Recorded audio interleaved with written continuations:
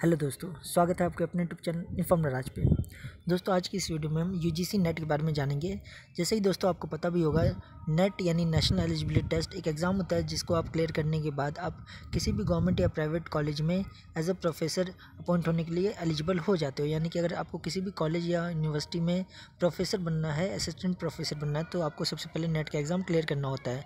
या अगर further study करनी है, जैसे एमफिल करना है या पीएचडी करना है, तो उसके लिए भी कई यूनिवर्सिटी नेट का स्कोर कंसीडर करती है। यानी कि नेट बहुत इंपॉर्टेंट एग्ज़ाम है अगर आपको आगे फर्दर स्टडी में जाना है या फिर अगर आपको किसी यूनिवर्सिटी या कॉलेज में प्रोफेसर बनना है उसके लिए। तो दोस्तों, यूजीसी ने यानी यूनिवर्सिटी ग्रांट कमीशन ने जून 2019 के लिए नेट का जो नोटिफिकेशन है वो जारी कर दिया। इसकी जो रजिस्ट्रेशन है वो स्टार्ट हो चुकी है। तो दोस्तों, इस वीडियो में हम यूजीसी नेट के बारे में पूरा डिटेल लेंगे और ये भी देखेंगे कि यूजीसी नेट करने के क्या क्या बेनिफिट है। अगर हम इसे क्लियर कर लेते तो हमारे सामने क्या क्या रास्ते ओपन हो जाते हैं। साथ ही साथ बात करेंगे कि अगर हमें किसी यूनिवर्सिटी में, अगर चाहे वो गवर्नमेंट हो या प्राइवेट हो, अगर वहाँ पे हमें प्रोफेसर बनना है, असिस्टेंट प्रोफेसर बनना है, तो उसके लिए क्या एलिजिबिलिटी क्राइटेरिया है, क्या प्रोसेस होता है, ये सारी बातें हम इस वीडियो में डिस्कस करेंगे। और भी बहुत सारी बातें हैं इस वीडियो में, तो प्लीज़ वीडियो को पूरा देखिएगा, स्किप मत कीजिएगा। तो दोस्तों, वीडियो को शुरू करने से पहले मैं एक छोटी सी चीज़ बता दूँ आपको। अगर आप ऐसे आपको पता ही होगा यूजीसी के बारे में। यूजीसी जो है उसकी फुल फॉर्म होती है यूनिवर्सिटी ग्रांट कमीशन। ये हमारे इंडिया में अपेक्स बॉडी है जो कि यूनिवर्सिटीज़ को रेगुलेट करने का काम करती है।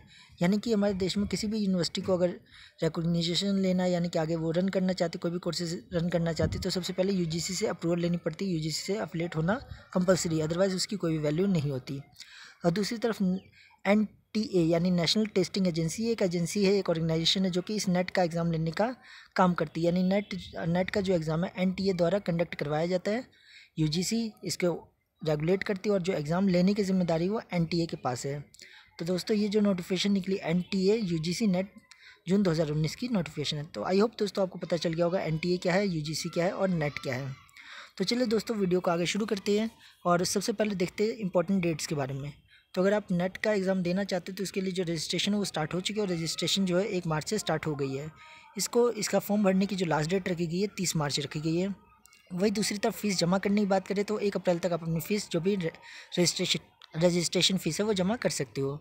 रजिस्ट्रेशन फ़ीस की बात करें तो जनरल कैटेगरी के लिए 800 रुपये रखी गई है, ओबीसी के लिए 400 रुपये रखी गई, या अगर आप इकोनॉमिक वीकर सेक्शन में आते हो जो कि अभी गवर्नमेंट ने पास किए रूल, उसके तहत आते हो तो भी आपको 400 रुपये फ़ीस लगती है। और अगर आप SC ST या PWD या ट्रांसजेंडर की कैटेगरी में आते हो तो आपको 200 रुपये फ़ीस लगती है।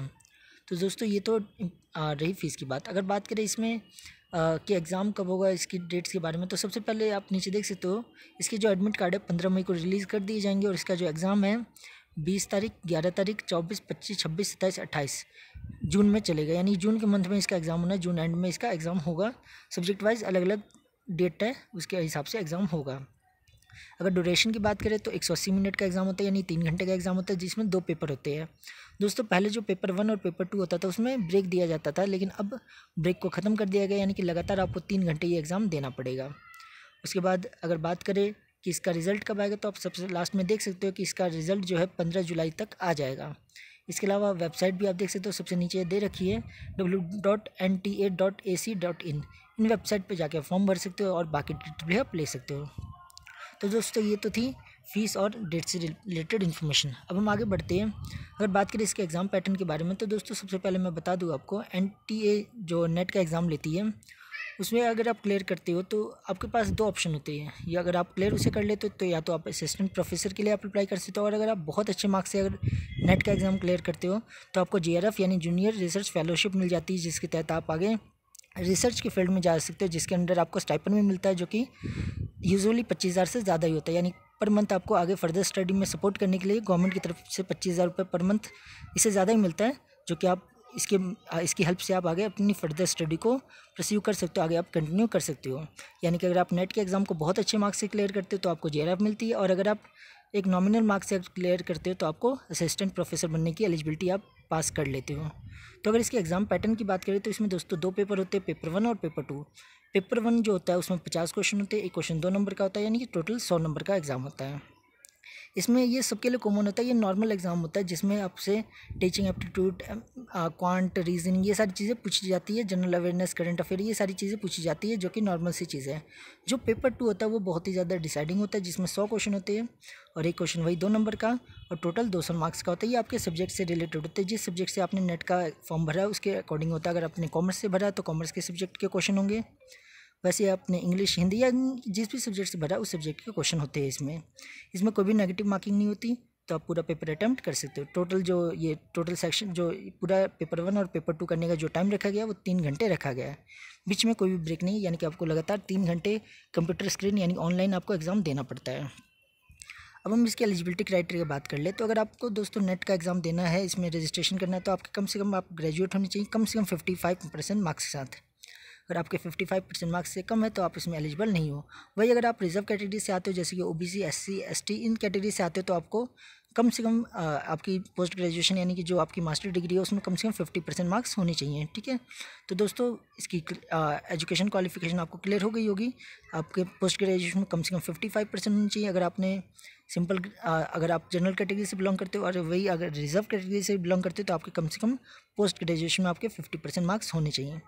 और अगर आप दोस्तों अगर आप परसुइंग यानी कि अपनी मास्टर जो है वो अभी कंप्लीट नहीं की है आपने, अभी उसमें आप फर्स्ट ईयर या सेकंड ईयर में, तो भी आप इसका एग्ज़ाम दे सकते हो। इसे आप क्लियर करने के बाद आप क्लियर करने के बाद 2 साल के अंदर आप इसमें अपना सर्टिफिकेट दिखा सकते हो अपनी 55% मार्क्स के, यानी कि अगर आप परस्यू कर रहे हो अपनी मास्टर डिग्री फिर भी आप इसके फॉर्म भर सकते हो।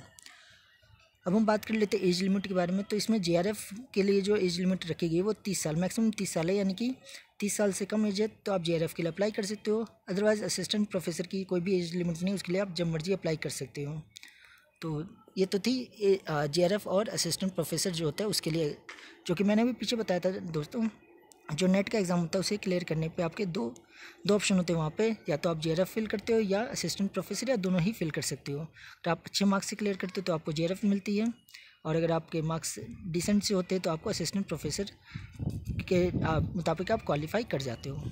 अब हम आगे बढ़ते हैं दोस्तों। यहाँ पे एक लिस्ट दे रखी है जो कि अलग अलग सब्जेक्ट्स की है, यानी कि आप इन सब्जेक्ट्स में आप अपनी नेट का जो एग्ज़ाम है वो दे सकते हो, नेट का एग्ज़ाम का फॉर्म भर सकते हो। तो ये बहुत सारे कोर्सेज है, इसके अंदर बहुत सारे सब्जेक्ट्स हैं। आप वीडियो को पॉज करके अब देख सकते हो, या इनकी जो ऑफिशियल वेबसाइट जो अभी मैंने पीछे आपको दिखाई थी वहाँ पर भी जा करके आप इनकी ऑफिशियल जो नोटिफिकेशन है वो डाउनलोड करके भी पूरा पढ़ सकते हो। इसके अलावा दोस्तों एक और चीज़ मैं बता दूं यहाँ पे आपको, नेट का अगर आप एग्ज़ाम देना चाहते हो तो इसका जो सिलेबस है उसे आप ये नीचे जो वेबसाइट आपको दिख रही होगी सबसे नीचे, यहाँ पे जा करके भी आप अपना सिलेबस डाउनलोड कर सकते हो। दोस्तों मैं कोशिश करूँगा वीडियो के डिस्क्रिप्शन में इन सबका लिंक दे दूँ।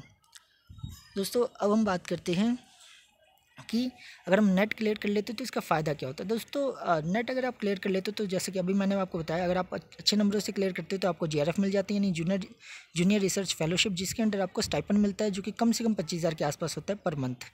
तो आपको एक तो 25,000 रुपये पर मंथ मिलने शुरू हो जाते हैं, जिससे आप अपनी फर्दर स्टडी को कंटिन्यू कर पाते हो और कोई भी आपके ऊपर फाइनेंशियल बर्डन नहीं होता। तो ये तो सबसे पहला फ़ायदा है। इसके अलावा अगर आप जेआरएफ या असिस्टेंट प्रोफेसर के इक्विवेलेंट अगर आप पास हो जाते हो तो आप किसी भी यूनिवर्सिटी में as a professor, assistant professor appoint होने के लिए आप एलिजिबल हो जाते हो।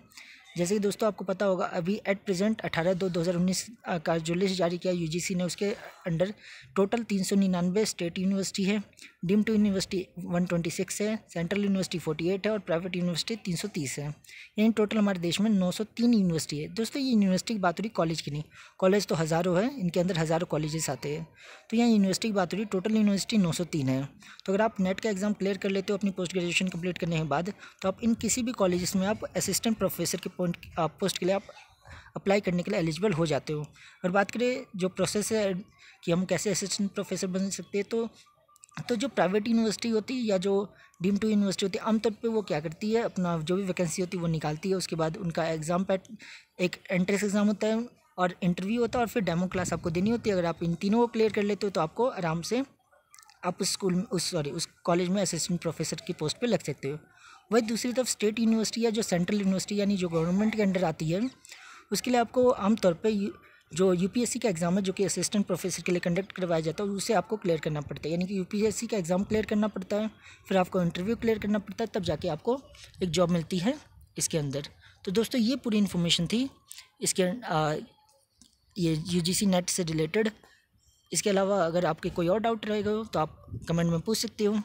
बाकी एक और चीज़ मैं बता दूं दोस्तों, अगर आप इसे अप्लाई करना चाहते हो तो प्लीज़ 30 मार्च से पहले अप्लाई कर दीजिए, क्योंकि कई बार क्या होता है प्रॉब्लम, सर्वर जो है बहुत ज़्यादा प्रॉब्लम क्रिएट कर देता है और हम अप्लाई टाइम पे नहीं कर पाते। तो आप 30 मार्च का वेट मत करिए, अगर आपको अप्लाई करना है तो आप पहले ही अप्लाई कर दीजिए दोस्तों। तो ये पूरी इन्फॉर्मेशन थी हमारी जो नेट है, इस साल का जो नेट है उसके रिलेटेड। फिर भी अगर आपके कोई कन्फ्यूज़न रह गए हो तो आप कमेंट बॉक्स में पूछ सकते हो। और इसके अलावा अगर आपको वीडियो अच्छी लगी हो तो प्लीज़ हमारे इसे लाइक कर दीजिए, और हमारे ऐसी इन्फॉर्मेटिव वीडियो के लिए आप हमारे चैनल को सब्सक्राइब कर सकते हो। थैंक यू दोस्तों।